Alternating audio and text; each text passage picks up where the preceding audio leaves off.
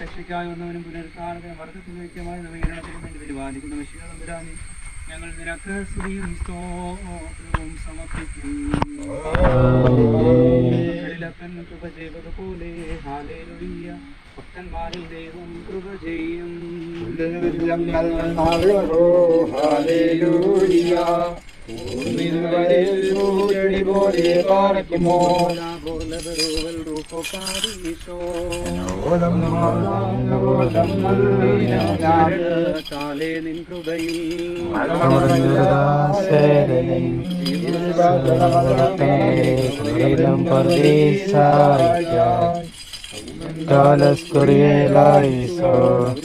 കർത്താവിനോട് കരുണയും യാചിക്കണം.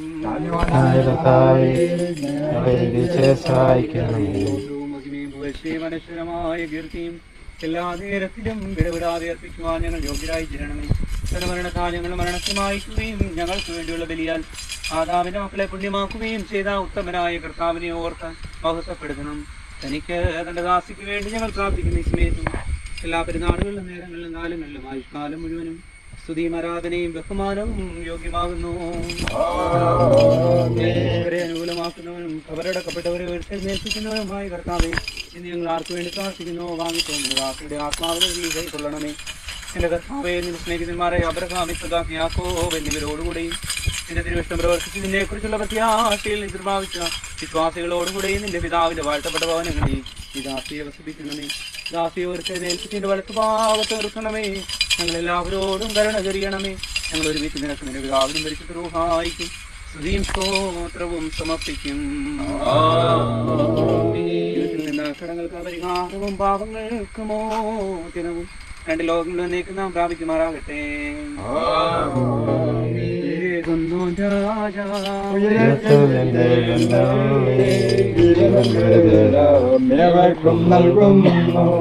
കബറുള്ളിൽ നിന്നെ നിന്നെ സ്തുതി ചെയ്തിടുന്നു പാർക്കുമോ. എന്റെ ചമ്പാനം ചെയ്യുവാൻ പാതാളത്തിൽ പോവാനായി വിടാ ഞാൻ. അവൻ ജീവിപ്പാൻ ഞങ്ങൾക്ക് മരിച്ചതു ഞാൻ. ഞങ്ങൾക്കും മുടിയോടാകെ കള്ളന് കിട്ടിയ നൃത്തത്തെ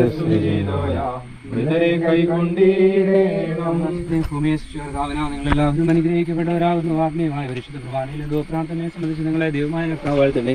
ദൈവമായ കർത്താവ് നിങ്ങളെയും ഇന്ന് പ്രത്യേകമായി നമ്മൾ ആർക്ക് വേണ്ടി പ്രാർത്ഥിച്ചോ വാങ്ങിപ്പോയ ദാസിയും ആശ്വസിപ്പിക്കട്ടെ.